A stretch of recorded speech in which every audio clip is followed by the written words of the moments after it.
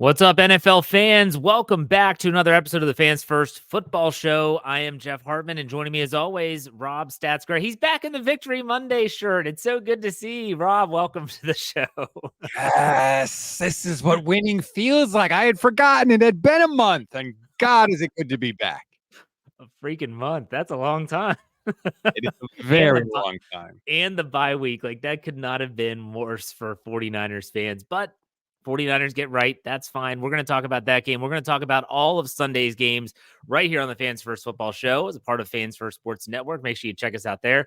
Also, let's talk about the game that started everything off. And what a dud. I mean, last week, you have the game in Germany. It's really entertaining with Chiefs, Dolphins. This week, it's the complete antithesis of that. Colts, Patriots, final score 10-6. Mac Jones gets benched. Bailey Zappi throwing to Lord knows who to finish out the game with an interception. And then after the game, I don't know if you saw this, Rob, they interviewed him and he's like, what were you seeing? He goes, well, let's just say I can't say what I want to say. Like, what is going on in New England? But I don't know.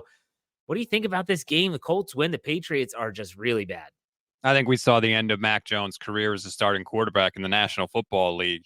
I mean, they're driving down in this game. It's 10-6 Colts. They start at the 25-yard line, and they are moving the ball down the field. They are flying down the field. It's 2nd and 12 at the Colts' 15-yard line, and Mac Jones has an open receiver. Mike Gesicki is open, and he, in a clean pocket, just decides to randomly fade backwards for no reason, throw off his back foot.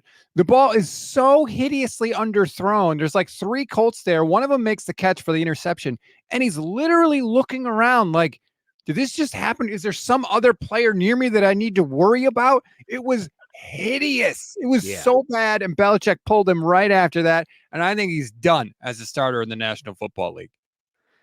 Belichick's pulled this guy so many times in games. I mean, this year has been, if you're Mac Jones, you really have a feeling like they have no faith in me. Rightfully so. He has played poorly, and especially in those clutch moments, he's made really costly turnovers. But I just think about Mac Jones. I mean, he's a first-round draft pick, I believe, and he's a guy that the Patriots were hopeful could be that next quarterback for them. Maybe not, he's not Tom Brady, but at least a quarterback post Tom Brady. They're not showing much faith in him at all. Bailey Zappi's not much better. And the Gardner Minshew Colts continue to find a way to win a game. This was an ugly, ugly game. Any other takeaways from this one, Rob? No, honestly, Jonathan Taylor seems to have passed up Zach Moss. Jonathan Taylor had 23 carries in the game. Zach Moss had 1, which is a shame because Zach Moss has been great all year long. But it looks like Jonathan Taylor has sort of reclaimed his spot as the workhorse there in Indy. Real quick, there's a lot of people and there's a lot of rumors and speculation now about Bill Belichick's future with the Patriots. And some are saying that they plan on moving on from Belichick. And when you look at the Patriots and they are really struggling. They're 2-8, and they're at the point where you think about they might have a top 5 draft pick, barring something turning around. And you have to ask yourself as an organization, do we want Bill Belichick, the GM, and Bill Belichick, the head coach, being the one that makes this pick? Rob, what are your thoughts on Belichick before we move on? No, Belichick, the GM, is not good. He's been very fortunate that he had number 1 Tom Brady and he had Belichick, the coach, to overcome that. But Bill Belichick, the general manager, has not been good. It's a different job. It's a very difficult job, and it's hard to do both, right? Coach and GM. He's basically been, running everything there in New England for a very long time. And if I'm the Patriots, I think I just need to turn the page, right? It's a sticky situation to get rid of Bill Belichick, but you are in the midst of a disaster season. I think everybody can say, look, we tried it for a few years after Brady. We just thank you for everything, but we think it's time to move on. Let your franchise, let that draft pick be made by somebody else and just turn the page. And Bill Belichick can still coach if he wants to coach. I'm sure he'll get another job, no problem. But if you're New England, this is a prime opportunity to turn the page, and to not do it because of success that Bill Belichick has had in the past would be a giant mistake. Latest rumor I heard is that the Washington Commanders are going to make a potential trade for Bill Belichick, the coach. We have seen coach trades before in the NFL. We'll see how that plays out, but the Patriots are bad. The Colts keep finding ways to win. And I'm sure there's part of the Colts fan base as they're 5-5 are saying, man, what are we going to do? We don't have Anthony Richardson, I get it, but let's move on. There were some crazy finishes to games, especially in the 1:00 time frame on Sunday. Last minute kicks to win, games that kind of got flipped on their heads. Let's start a game that I was very interested in, really kind of disappointed that every team in the AFC North played at 1:00, and that is the Cincinnati Bengals and the Houston Texans. We on this show have been talking a lot about the Houston Texans, and we've been telling anyone that listens to our podcast, don't sleep on this team. Don't sleep on this coaching staff, on CJ Stroud. CJ Stroud continues to make huge strides as they find a way to beat the Cincinnati Bengals 30-27 on the road to improve them 5-4. They're alive in the AFC South because of, we'll talk about what the 49ers did to the Jaguars, but now they have a head-to-head win over the now 5-4 Bengals in terms of the AFC playoff picture. Rob, this was a huge win for the Houston Texans. CJ Stroud is so freaking good. Everybody agrees the Texans roster is not very good, right? CJ Stroud is second in pass yards in the league, and he has the fewest interceptions in the league. And he's a rookie quarterback. The score is tied. He gets the ball back with 1 minute and 33 seconds left on his 25-yard line. He goes right down the field, 6 plays, 55 yards. Not only did he go down the field, they only had 1 third down on the entire drive. He crushed it. They kicked the game-winning field goal with no time left on the clock. One of 5 buzzer beaters we had in the NFL in Week 10, by the way. I can't say enough about CJ Stroud. I can't say enough about D'Amico Ryans and the job he's doing there, and Bobby Slowick, who obviously came with Ryans from the 49ers. The Texans are way better than anybody thought they were going to be at this point, and that is a massive win for that team. Like I said, we've been talking about this team for weeks, and we've been talking about the coaching staff and Stroud, and maybe now people are just finally realizing it. But I can say this as a Steelers fan. When the Steelers went to Houston, the Houston Texans didn't just beat the Steelers, they blew their doors off. It wasn't even competitive. The Steelers won the toss. They opted to defer, and the Texans drove right down the field, ran the ball right down their throat. And from that moment on, I said, this team is not the team that we thought they were. And now it's just now that they're starting to get some recognition from a national perspective. But I want to talk about what they have coming up. We'll talk about this game. Next week, they play the Cardinals. Then they go to Jacksonville, Broncos, Jets, Titans, Browns, and finish with the Titans and Colts. That is not a murderer's row schedule, Rob. I think these Houston Texans are here to stay. I think they're very much going to be a part of the AFC playoff picture down the stretch. And I got to add this. That was a bad loss by the Bengals. I mean, they had won 4 games in a row. You're at home. You're expected to win this game in a very, very competitive AFC North. You cannot trip up, especially at home. And they did. What are your thoughts? Yeah, I agree with what you said on the Texans. Honestly, I think you could argue they have the better quarterback in every game the rest of the season, except for maybe the Browns game, because Deshaun Watson looks like he might be starting to regain some of his old form. But other than that, I think CJ Stroud's the better quarterback in every single one of those games. Excuse me. So I agree with that. And if you're Cincinnati, yes, like, not that Houston is an easy game, but it's a game you have to have. Your aspirations, if you're Cincinnati, are to be in the Super Bowl. And to win the Super Bowl, you're supposed to be able to win this game, especially at home. And, I mean, you look at the box score and you're like, damn, seems like we did everything right. Joe Burrow had 350 yards almost. Jamar Chase had a 100-yard game. Tyler Boyd had a 100-yard game. You think like, oh, man, if you just look at the stats, you might think Cincinnati rolled in this one. But CJ Stroud got it done. Good for Houston and Cincinnati. That's one at the end of the year you're going to look back and say, you know what? That really hurt us. And it was their defense. Like you said, they had the lead in the 4th quarter. CJ Stroud takes him down the field, puts him in position. I've never been a believer in the Cincinnati defense, and that's coming from a Steelers fan. Say I'm opinionated, I am. But I also understand that this team got rid of both of their safeties. They let them walk last season, and Jesse Bates and Von Bell. Like, they're gone. This defense is not, I don't think they're as good as a lot of people give them credit for. They're not bad. But the Houston Texans, what a win. And I mean, Steelers fans were rejoicing. I'm sure Browns fans were too. Let's go to that game next. The Cleveland Browns. They look dead in the water as I'm checking scores during the Steelers game at 1:00. At one point, I believe they were trailing 17-3, possibly. Yeah, after the first quarter, actually. And they just keep on staying around, hanging around. Deshaun Watson, at one time, they were wondering if he was going to leave with an ankle injury. He stays in the game. You mentioned it earlier. Starts to have some signs of life. Browns come back and win walk-off style, like you mentioned. A lot of those games ended that way. 33-31. The Browns beat the Ravens at M&T Bank Stadium. It's a tough place to play. The Ravens come back down to the pack. What do you think about this game? talk about losses you're going to look back on and say that really hurt us. I mean, for the Ravens, you're trying to, get a number 1 seed in the AFC. You are absolutely rolling in this one. You're up 17-3, like you said, after the first quarter, and it just kept getting worse for you. Like, I don't know what happened. The offense, I mean, they did score 2 more touchdowns in the game, but the defense completely fell apart. They allowed 2 field goals in the second quarter. They traded touchdowns in the third quarter. And then in the fourth quarter, they allow 16 points by Cleveland to lose the game. And this is a great Ravens defense, not like a pretty good Ravens defense, a really good Ravens defense.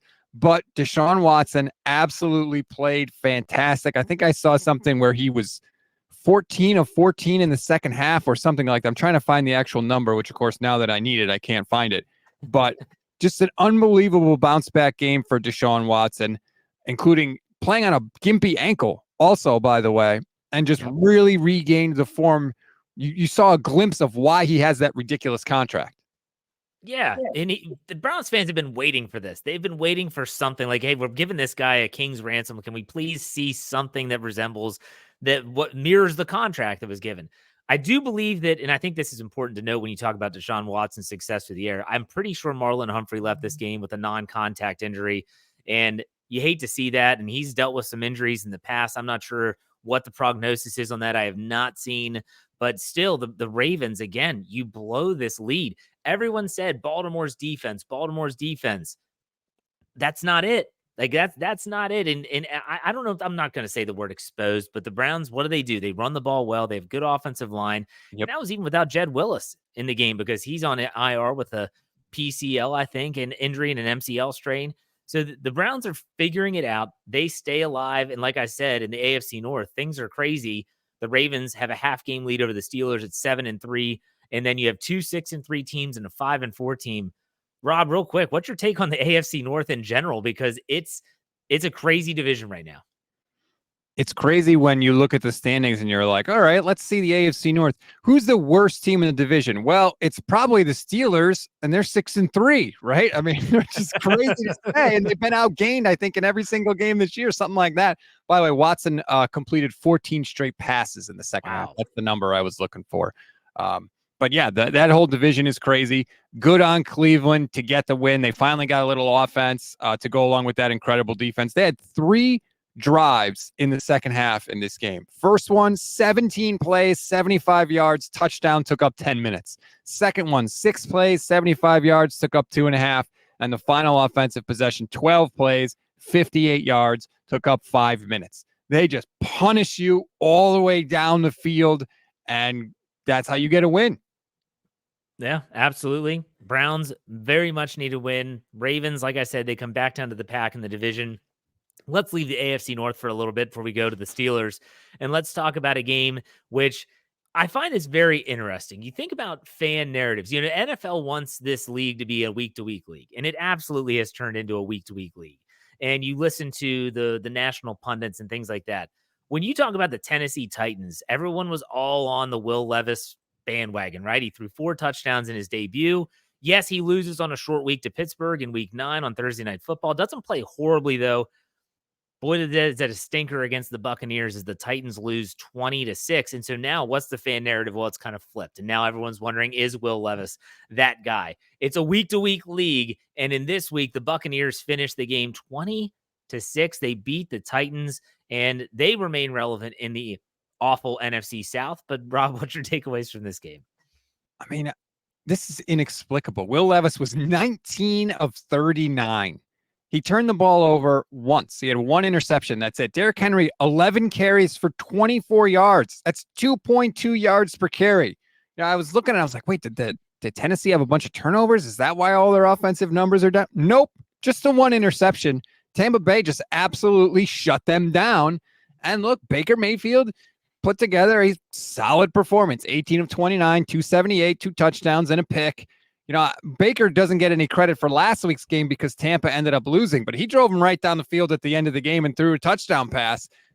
Baker has not played nearly as bad as people expected him to play. And Tampa's good enough to beat bad teams, and the Titans are a bad team right now. They are, and you don't know. It's like a rudderless ship. Like you don't know where they're going to go. You don't know which direction they're headed, and so are the Buccaneers. Like you bring up Baker Mayfield, he has a good outing in this game, but ultimately Baker Mayfield's play has been so up and down this season as well, and it's always been that way with Baker Mayfield, even going back to Cleveland and when he bounced around the league last year. But the Buccaneers, I want to mention, they're 4-5, and so everyone's thinking, oh well, they're going to be done. Well, not really. Not in the NFC South. Nope. I mean, the NFC South, you have New Orleans at 5-5 is leading the division right now. And then you have Tampa Bay and Atlanta right behind them at 4-5 and 4-6 respectively. This was a bad game. There's nothing that I'm going to talk about that's really earth-shattering here, but the Buccaneers are not dead yet. I'll say that. Not in that division. Like you said, nobody's over 500. Carr is hurt in New Orleans. Jameis Winston had to come in that game, which he came in and still managed to throw 2 picks because, that's what Jameis Winston does. But yeah, no, somebody in that division is getting a home playoff game, Jeff. Yep. We've been saying that all year. Let's talk about the Saints since you bring them up and Derek Carr leaving the game with an injury. Minnesota and Joshua Dobbs remain to be what is such a darling story in the National Football League. Joshua Dobbs gets traded. I did hear the story of him getting traded. He was on a podcast and I saw a clip of it on Twitter. And basically he said that, they told him in Arizona he wasn't going to get traded. And then all of a sudden his agent's like, look, I think they might be dealing you. They're shopping you right now. Finds out he's going to be traded to Minnesota. He goes in, he won back-to-back games in dramatic fashion coming off the bench last week. The Vikings find a way to win 27-19. They beat the Saints, and Joshua Dobbs, he does it again. I don't know what that is. He made a play in this game. He had a rushing touchdown. I can't even describe to you. It was like a Michael Vick style roll out, run to the right, then reverse field, come all the way back around to the left and score a touchdown. Like, this is not just Josh Dobbs in there checking it down, managing the game. Like, no, he's making big time plays. Keep in mind, last week he's on the sideline with his offensive lineman going over his cadence because they're not used to it. They haven't heard it because he's only been in Minnesota for like 15 minutes. And now not only is he there, but he's a key part in them winning games and putting up 27 points on a very good defense. Yeah. And now the Vikings have completely turned around their season. Even when it seemed like it was impossible without Kirk Cousins, they're 6-4. They are 6-4. And we've talked about this team as well as like, hey, let's not sleep on the Vikings because they have the Broncos and the Bears and the Raiders coming up.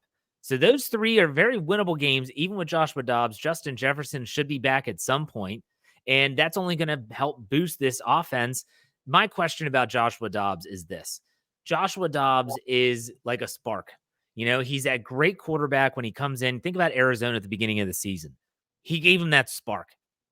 Sometimes defensive coordinators can kind of figure it out, and next thing you know, the spark is gone. But for right now, the Vikings faithful have to be ecstatic that they're winning these games 6-4. The Saints, as we mentioned, the NFC South is bad, but the Vikings, they're probably not going to go away. They have a very favorable schedule coming up. I completely agree with you. And they might be the only thing that stands between the Lions and the number 1 seed in the NFC because the Lions have a cake schedule. And I looked at those 2 Vikings games and I was like, oh, they're going to win those. Not if Josh Dobbs is playing like this, they won't. He has been great. And Peter King has a great note in Football Morning in America. Josh Dobbs is now the first player in league history with 400 passing yards, 100 rushing yards, and 0 interceptions in his first 2 games with a team. Josh Dobbs! Josh Dobbs was an afterthought. Okay. He was just like, oh, this random quarterback. The big thing we knew about him is that he was super smart, right? He's an astronaut. Yeah. And now it's like, no, he's not just a crazy story. He's actually a good quarterback. And he has the coolest nickname in the NFL, the Pastronaut. How good is that? The dude was drafted by the Steelers. I've never heard that before. The Pastronaut. That's the best nickname ever. If someone's not making t-shirts with that on it, they're missing a golden opportunity for sure. But the Vikings win and they stay afloat. The Saints, that NFC South is going to leave a lot to be desired. Let's go to your game, a blowout win. The 49ers and Jaguars both coming off their bye weeks. The 49ers, as you mentioned at the top of the show, have not won a game in over a month. Never in my wildest dreams would I thought that we would even say that sentence in describing the San Francisco 49ers in 2023. And they come back in a big way. 34-3, that defensive effort was what really caught my attention. Yes, 34 points is great, but they hold the Jaguars to 3 points. That was the kicker for me. Rob, what's your take as the 49ers guy for Fans First Sports Network? I completely agree. The defense was the most encouraging thing in this game. 5 sacks on Trevor Lawrence, 4 turnovers forced. They should have had a defensive touchdown scored, but the 49ers had people on the field that shouldn't have been, so the touchdown got called back. It was the defensive performance that we have come to expect from this 49ers team. It was so good to see. Trevor Lawrence had been incredible at getting the ball out of his hands quickly this year. He couldn't do that in this game because the 49ers were disguising their coverages in different ways than they had. That gave the pass rush time to get home. It was a masterful performance by the 49ers. And this is what they do, Jeff. They get up by multiple scores early. That defense can pin their ears back, and then it just snowballs on you. And that's exactly what happened in this game. After 2 possessions, the 49ers were up 10-0, and they never looked back from there. How did Chase Young look in his debut with the 49ers? Chase Young looked just fine. There was literally a play where he and Bosa, Chase Young, when he was introduced, said, I think it's going to be a race to the quarterback. And there was literally a play in this game. It was just a 3-man rush, but it was Bosa and Young on the outside. They came around the edge. They both met Trevor Lawrence at the exact same time. Nick Bosa gets the strip and recovers the fumble. Turnover for the 49ers. It was like chef's kiss. Beautiful, just how you drew it up. So it's a big win for San Francisco for a lot of reasons. They're 6-3 now, and mainly in that NFC West with Seattle. We'll talk about that game soon. But then you bring up the Jacksonville Jaguars loss, and you look at the AFC South, and we mentioned with Houston, they are right on their tails at 5-4, 6-3 is the Jacksonville Jaguars record. And this division is now becoming extremely tight. And let's not forget that Houston has the head-to-head win already over the Jacksonville Jaguars this season. When you look at San Francisco, this is the game. You've got some big games coming up. This is what I hate about the NFL schedule sometimes.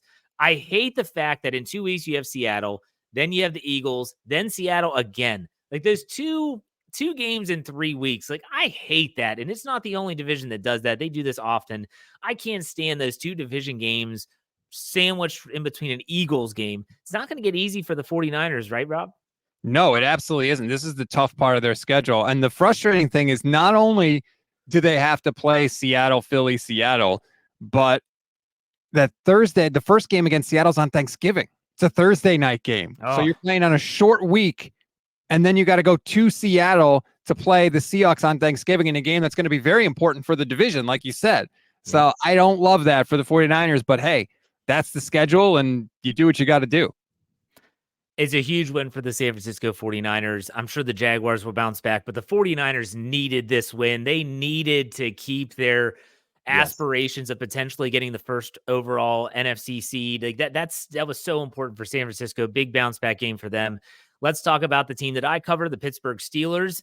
They somehow, some way find a way to continue to win in the oddest ways possible, and that is by having the opposition outgain you from a yardage perspective. Yet when the numbers show 0 on the scoreboard, they've been ahead 6 out of 9 games. They're 6-3 after beating the Green Bay Packers 23-19.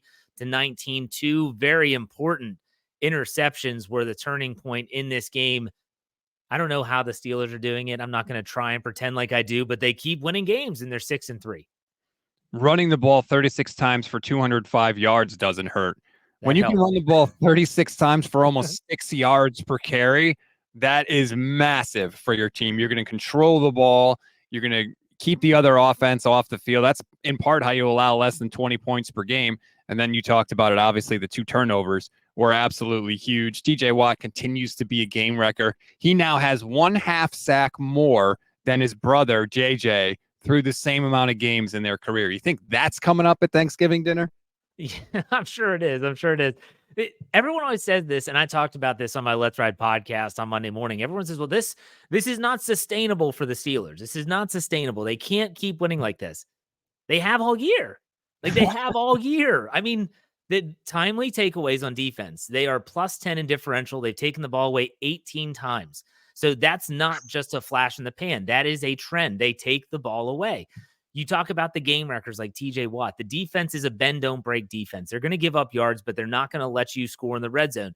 The Packers were 1 for 5 in the red zone with 2 turnovers there on Sunday. That's how you win. And then you have an offense with it. If they can run the ball like that, You don't need Kenny Pickett to go out there and win you many games. He can be mediocre for the first 3 quarters, and then fourth quarter Kenny, if you need him, he's proven he can do that. Do I think Kenny Pickett needs to play better? Absolutely, he needs to play better. And if he is the missing piece to that puzzle. If they can get the passing game going, even just a little bit, they're going to be a tough team to beat because that defense, they're going to keep you around 20.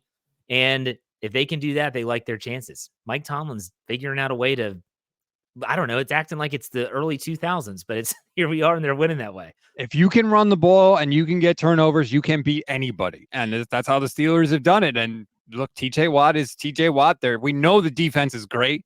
So it's just going to come down to, can they run the ball, which will eat up the clock and protect Kenny Pickett, like you said, and then they're going to be in it at the end. And so far, like you said, I think they've won 9 straight one-score games going back to last year. It's something, 9 straight wins in one-score games dating back to last season. Ridiculous by the Steelers. But you know what? Sometimes you have a year like that. Maybe it's not sustainable for, 2-3 seasons, but maybe for this year, who knows? And the last thing I'll say about that is that the Steelers obviously are very comfortable in those situations. They live it every week. So when the defense is on the field with a lead for the first time in seemingly forever, that might have been new. But ultimately, when the offense goes out there and they know they need a drive, they're comfortable there. They've been there. They've done that. So I think the Steelers, is it sustainable for the long term? They need to get some passing movement there. But other than that, I think that maybe the defense is on to something. We'll see. I don't want to spend too much time on the Steelers game, but they stay alive in the AFC North. We mentioned that earlier in the show. Any final thoughts on this game, Rob? The Packers, man, started out okay, and it's just gone in the absolute tank for Green Bay. It's a rebuilding year for them. They've had a lot of success, but they got a long way to go, dropping 5 of 6 and starting 2-1. And honestly, Jordan Love didn't play horribly. Those 2 interceptions were bad. But other than that, I mean, he had some really good throws in this game. If I'm a Packers fan, this game didn't turn out the way you wanted, but there's some hope there. I like some of their skill position players, but like you said, it's a rebuilding year. Let's go to the 4:00 time slot now for NFL action. And there were some really interesting games and games that went down to the wire. The Lions and Chargers, if you like scoring, this is your game. The Detroit Lions win 41-38. This was back and forth. I'm doing my post-game show for the Steel Curtain Network, and I have the TV over here, and it's just like every time I look, there's a touchdown. Someone's scoring again. This is incredible. The Chargers are charging like they've never charged before, and the Lions are now 7-2. Rob, what do you think? Listen to these are the second half possessions in this game. Punt, touchdown, touchdown, touchdown, touchdown, touchdown, walk-off field goal. That's insane. That's like a Madden game. This was just a fun game all around. Absolutely absurd. Like you pointed out, the Chargers are charging like they just find a way to do it. And I actually saw a stat that blew my mind. If you include the playoffs, since Justin Herbert took over for the Chargers, they have allowed 1,502 points. And since Justin Herbert took over for the Chargers, they have scored 1,502 points. I don't know how that's possible, but that's the most Chargers stat of all time. Absolutely, it is. And I've again, the Lions, you don't know what to think about this team because they go on the road to the Chargers and they win. They put up 41 points. I can't get that loss to Baltimore out of my mind though, where they just look completely inept in every possible way and it doesn't look good. Nothing's working. Maybe I get it. Every team has those games, but the Lions are 7-2. They're right in the mix. Not only are they in the NFC North, but in the NFC picture altogether. The Detroit Lions are for real, don't you think, Rob? No, I actually don't think they're for real. Look who they've beaten. They beat the Chiefs in week 1 by 1 point. It was week 1. Okay, give them credit. They beat the Falcons, the Packers, the Panthers, the Bucks, the Raiders, and now the Chargers. Not exactly world beaters. And who'd they lose to? The Seahawks, and they lost to the Ravens. And they lost to the Seahawks. They gave up 37. They lost to the Ravens. They gave up 38. Now they beat the Chargers in this one, but they gave up 38. I don't believe in the Lions defense. And every time they play a team that actually has their stuff together, they get beat. Oh, that's it. I love it. Let's look at their upcoming slate of games. Oh, wow. It's cake. It's cake. It's unbelievably easy. It's Bears, Packers, Saints, Bears, Broncos. They finish it off with Vikings, Cowboys, and Vikings. So Yeah, the Lions aren't going away. They might not be for real, but they're going to be in the mix for that number 1 seed. And as a 49ers fan, I know you're going to be paying close attention. But the Chargers, though. Now, okay, let's talk about the Chargers for a second. In the AFC picture, the Chargers they're struggling mightily. They're 4-5 now. You look at their upcoming schedule: Packers, Ravens, Patriots, Broncos, Raiders, Bills, Broncos, Chiefs. So it's hit or miss, and the Chargers could make a late run. Brandon Staley's job's on the line. Not that we didn't know that already. For wrestling fans out there, to me, the Chargers are a jobber. That's what they're just out there to make the other team look good. The Chargers are the team that's like, wait, what's the primetime game? Oh, somebody versus the Chargers. Oh, that'll be good. That'll be fun. That'll be entertaining. But that's all it's good for. Because in the end, the Chargers are going to find a way to lose. They do it over and over and over again. And it's frustrating because every time you start to believe a little bit, they let you down. But I think that's who they are. That is who they are. I don't know if it's Brandon Staley's fault. Maybe it's deeper than that because they used to do that a lot with Phillip Rivers when he was there too, and Brandon Staley wasn't there. So, I don't know, but that's who the Chargers are. So I don't care what the rest of their schedule is. They'll probably go 500. They'll make some entertaining games for us down the stretch, which I'm grateful for because I always like entertaining football.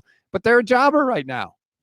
And they do it in style. So if you're doing the wrestling comparisons, they're like the Dusty Rhodes of the NFL, or they're the Ted DiBiase, the $1 Million Man, who's at least going to put on a good show, but they're not going to win. Right. So that's who they are. It's sad, but true. Love the comparison. So there you go. The Lions beat the Chargers 41-38. Let's talk about Kyler Murray's return in the desert. The Cardinals and Falcons 25-23. Strange game. Tyler Heineke, he leaves the game. Kyler Murray, I swear, I hate this. It's so funny, though. I saw a meme on social media somewhere where it says, when Kyler Murray runs with the ball, it looks like a toddler who's running away with their parents with a phone. I swear, every time you see him running with a football, you are going to picture a toddler because you have kids. I have 5. If they ever have something that run away from you, it's what it looks like. But his scramble at the end of the game sets up the game-winning field goal. Cardinals win 25-23. What do you think about Kyler Murray's season debut? Kyler Murray, for him to run around the way he ran in this game, and I know if you look at the box score, it's 6 carries for 33 yards. That doesn't blow you away. Go watch the 33 yards. Yeah. He is running backwards. He's spinning away from guys. In his first game back coming off an ACL, I was blown away by what he was able to do out there. And you're just talking about a guy, I know that, as a quarterback, ups and downs, whatever, and I get all that, but you are talking about a guy that has been blessed by the gods athletically. The only first-round pick in baseball and football in history, I believe. I think you're right. Athletically, he is a freak of all freaks, and he was absolutely incredible scrambling around in this game. They get the win. And can I just, this is not an exaggeration. This is nothing. The Falcons threw for 70 yards in the game. 70 yards in 2023, when passing has never been easier in the history of football. And you have Bijan Robinson and Drake London and Kyle Pitts and Cordero Patterson and Van Jefferson. 70 yards. Arthur Smith, you are doing less with more than anybody else in football. And it's got to be incredibly frustrating for Falcons fans. Man, if there's a team that you look to and you're like, man, the Steelers passing attack is awful, go look at the Falcons. You'll feel better about yourself. That's where we are. It's ridiculous. I'm so frustrated by it. I swear to God, this is true. I started up a franchise in Madden the other day, and I was like, I'm going to be the Falcons. I'm going to get a real quarterback, and I'm going to rip the hell out of everybody. And that's exactly what's happening because they have studs. Jake London's a good player. Kyle Pitts is unguardable as a tight end. Bijan Robinson can do it all as a running back. You need a quarterback to help tie it together, and you need a coach that's going to put his playmakers in position to succeed. And they don't have that right now in Atlanta, and it's got to be maddening. And you can see that the writing is on the wall for a lot of coaches, and I think Arthur Smith is one of those coaches that after this season, he's probably going to be unemployed. If he lasts that long, we don't know. We'll see. But the Cardinals, Kyler Murray wins in his first game back, 25-23, a game that was also close, and a game that really has an impact on the NFC West was the Washington-Seattle game. Seattle, 29-26. It was a back and forth affair. I'll say this. My takeaway from this game is Sam Howell. This guy, we've talked about him on this show and how many times he gets sacked. He's got cojones. He's got marbles, as they say in Major League Two. Like, this dude can stand in the pocket, deliver the pass. I want to say he might be leading the league in passing yards or something of that. I don't know if that's accurate. Yes. I'm sure it is. Okay, so even though they lose, I feel like Washington's got to be like, man, we do like this quarterback, a 5th-round draft pick out of North Carolina at that. But Seattle finds a way to win at home, 29-26. What are your thoughts? Yeah, we've talked about with certain teams how this year is just about figuring out whether your quarterback can play, your young quarterback. And Sam Howell looks like he can play. I mean, you mentioned leading the league in passing yards. He's also leading the league in sacks. He's been sacked 47 times in 10 games, which is incredible. But this game, down the stretch, he just made play after play after play. They're down 19-12. He gets the ball, 8 plays, 73 yards, touchdown pass, throws a 19-yard touchdown to Gibson. Then Seattle gets the ball. They go down. They score a touchdown. Howell gets the ball again, 10 plays, 71 yards, touchdown again, including a 4th down conversion where he had to convert on 4th and 1. And if his defense did the job, they would have won the game. Now, credit to Seattle. They went down the field and got the field goal with no time left. But that's not Sam Howell's fault. He was poised and just like he's like a piece of iron. You could sack him and sack him and sack him, and it just keeps coming back. And it, like I said, that was the takeaway for me. Seattle, though, Geno Smith, and he'll make some throws where you're like, what in the hell is that? What is he seeing? And then he'll make some throws that are absolutely ridiculous. He's got great weapons with Tyler Lockett and DK Metcalf, not to mention Smith Najigba, who's really coming into his own. And we mentioned your San Francisco 49ers. Seattle stays with them instead of dropping this game at home, which would really help. Not with them. I mean, if you check the standings, you'll see the 49ers in first place. So they're sort of with them, but they're not really with them. They're 6-3. I don't know what the tiebreaker is that has them above them. Division record. There you go. Division record. So there you go. So, okay. They are in second place in the NFC West. Be clear. To be clear. So big win for Seattle. They could have dropped this game. They didn't. Commanders should have a lot to be excited about. And Eric Bieniemy, I think, is making a case for himself to maybe say like, hey, if Ron Rivera gets canned, maybe I'm your guy. Maybe not if. I don't know. Not if Ron Rivera. Oh, yeah. Well, that's true. Yeah. Like, yeah.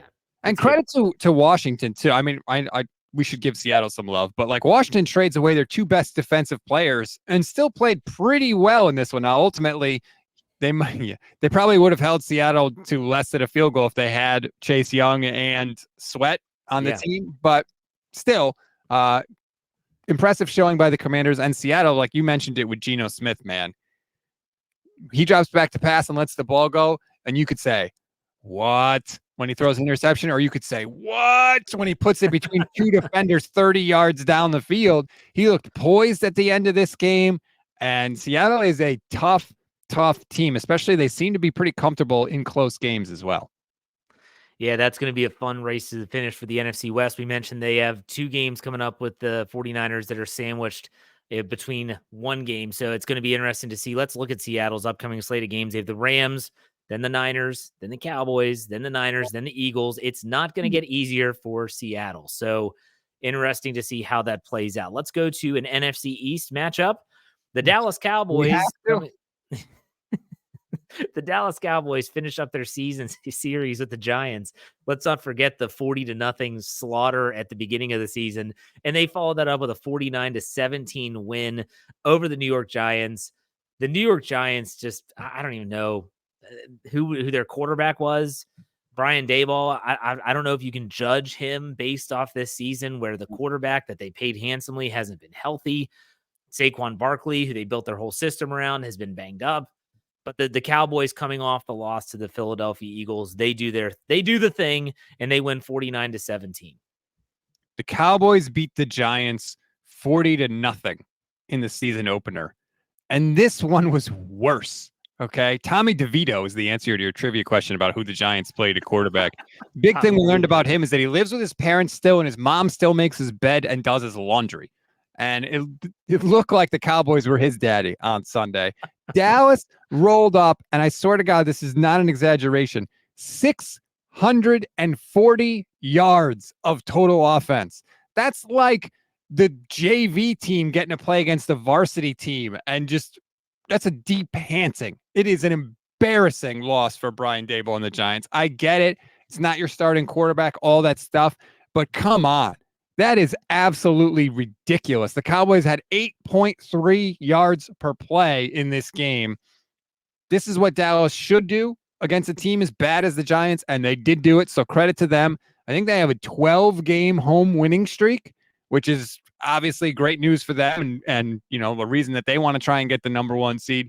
Dallas looks very, very good when they play anybody that's not the 49ers.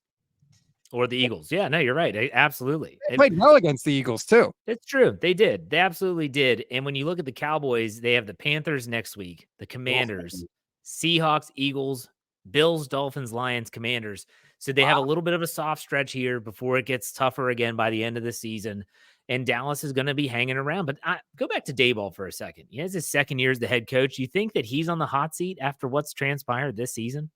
I don't think he's on the hot seat, but to me, I just think that like people bought into him a little too fast because the Giants made the playoffs last year. And it was like, if you watch them play, you could see that it was like a kitchen sink game. Like they were just throwing everything at opponents because that's what, to his credit, Brian Daboll recognized he needed to do to win. But then to continue to stick with Daniel Jones was such a massive mistake. He was never a good quarterback. I don't know why they did that. Now he gets hurt. Now you're left with a bunch of scrubs at backup. Saquon Barkley has never been able to stay healthy, yet they're sticking with him too. Like I just feel like they got caught up in everything that happened last year and they made a bunch of bad decisions and now it's coming back to haunt them a little bit. At 2-8, they're going to have a really high draft pick. And so it's going to be interesting to see how they handle that and what they do in the offseason. But like you mentioned, the Dallas Cowboys do the job and they blow the doors off the Giants once again. Let's finish this up with Sunday Night Football. The New York Jets and the Las Vegas Raiders. I was listening to NFL Network radio. I was driving around town and they were talking about how, and this was, I think Pat Curran said, look, I think that if the Jets lose this game to the Raiders, to Aiden O'Connell, that Salah's going to lose the locker room. He goes, I just think that they've kind of had enough of Zach Wilson, and I can't believe we didn't trade for anyone, that they think this is the guy. And the Jets lose the game. And I'm like, oh my gosh. Again, and it was awful. This game was bad. This game was almost as bad as the Colts and Patriots that kicked off the Sunday action. So here we have these two bookend games that were just atrocious. Raiders win 16-12. Antonio Pierce gets his second win as the head coach. Rob, are there any takeaways from this one? You can't continue to roll Zach Wilson out there if you're Robert Saleh. You just can't do it. Like, how many games do we have to see this guy play before he loses his chance to start? Does he have pictures of somebody? How does he keep getting opportunities? He's awful. He is reckless with the football. He is beyond reckless with the football. I know he made a couple of pretty throws, some highlight throws in this one, like Mahomes type sidearm, no look throws, whatever. I don't care about that. He is reckless with the ball. The Jets have an incredible defense. Incredible. They do not deserve this. You have to put somebody else out there that's better than Zach Wilson. I don't understand what Robert Saleh is doing. And, you know, they keep hearing about, oh, Aaron Rodgers is going to come back. Aaron Rodgers is going to come back in December, and he's doing this before the game. He ain't coming back if your team stinks. If you have a losing record, if you're Robert Saleh, you have to do something. It is malpractice to continue to put Zach Wilson out there. I don't care who the other quarterbacks are on the roster. Yeah. And this was such a huge loss for the Jets because if you were going to stay afloat, and if you're going to stay relevant, if you find a way to beat the Raiders, you're 5-4, you're tied with Buffalo in the division, 6-3 Miami is atop the division, and instead you lose and you're 4-5, and now you're looking up at both of those teams, and that's probably a division that's going to get away from them really quick. You mentioned the defense. They are the ones that have to be seething. Like, just, I can't believe as a head coach you're doing this to us. We are keeping you in every single game, and you are literally it looks like you don't care. It looks like you don't care about the offensive side of the ball. I mean, when you look at the Jets, let's go back 4 games. Okay, the Jets beat the Eagles. They scored 20-14. They lose to the Giants. They beat the Giants in overtime 13-10. They only score 6 against the Chargers, and they score 12 against the Raiders. Like, that's not offensive football in today's day and age. You're going to have to get around 20 if you want to win. So I don't know. This is bad. The Jets have scored 3 touchdowns in their last 5 games. A 72-yard run by Breece Hall, a 50-yard screen by Breece Hall, and an 8-yard run by Breece Hall when the Eagles let him score. That's it. It's comically comically bad for the Jets. You just have to do something different. Otherwise, the message that you're sending to your defense is like, we don't care. You can't do that. So that was a nightcap. And the Raiders again, I mean, yeah, you want to talk about the Raiders, they're 5-5, and I don't think there's any prayer of them making the postseason or even contending in the AFC West. They have a tough road to hoe coming up. They've got the Dolphins, Chiefs, and then the Vikings, but they're looking at the future now, and that's why they're starting Aiden O'Connell, because they want to see what they have and before the upcoming draft. But Antonio Pierce gets the job done. I want to mention the Raiders because they do win the game, but this game was ugly. Yeah, I mean, look, Zach Wilson gave him the game. He's driving down at the end of the game, and he just stares down the receiver. There's a great view of it on Twitter. You can go look, and you can see the linebacker. I think it was a linebacker or a safety. The defender is just staring at Zach Wilson, and he just completely leaves his man in the middle of the field and goes to the left side of the field because that's where Wilson is looking, and Wilson throws it right to him, hits him right in the chest. It's just like you can't give the ball away. No. So that does it for Sunday, week 10. We cover every single game that's on Sunday. Rob, any final thoughts on this week of NFL action? 5 walk-off games this week. We've never seen that before in NFL history. And yeah, I get it. Sometimes you get a walk-off game because the two teams stink and it remains close at the end. But that's still an incredible week of football. And I think we're starting to see the cream rise to the top a little bit. We're starting to see a little bit of separation now 10 weeks into the season. Yeah, the week 10 did not disappoint. Every time I feel like I've got a beat on this season, though, and these teams, I'm shocked every week. Never would I have thought that the Texans go into Cincinnati and beat the Bengals. Yet here we are with one of those walk-off wins. Good stuff as always. Rob, why don't you tell everyone where they can find your work with the 49ers as well as on social media? So if you want the best 49er coverage anywhere, just look for Gold Standard Podcast Network. You can find us on YouTube. You can find us on Instagram. You can go to our website, goldstandardniners.com. And you can find me on all the socials at Stats on Fire. Absolutely great stuff about the 49ers. You can check out my Steelers coverage at the Steel Curtain Network. We're on YouTube everywhere. Just search Steel Curtain Network or Steelers where you get your podcast. You can find us there. You can follow me on social media at Twitter at jhartman, HARTMAN _PIT. Rob, it's been another good one. We'll talk next week. Take it easy. Sounds good, Jeff.